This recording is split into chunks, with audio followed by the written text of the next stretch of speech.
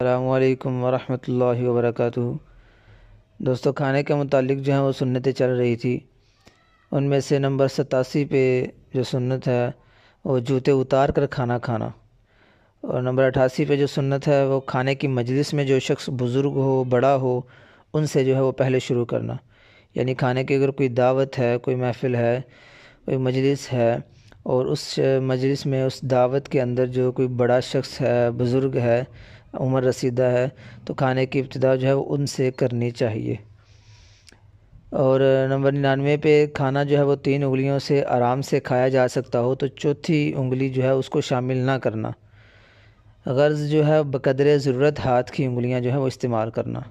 تو اس میں عزیز بھائی یہ بھی سمجھ آ گیا، ایک تو ہے چمچ وغیرہ سے یا کسی آلے سے، ٹھیک ہے، کھانا کھانا، اور ایک ہے اپنے ہاتھ کی انگلیوں کو استعمال کرنا۔